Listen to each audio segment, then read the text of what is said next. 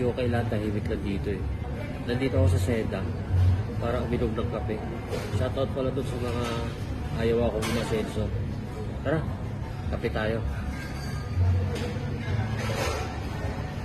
Tabi nyo muna yung galit sa tigit. Suporta lang na. Suporta na lang.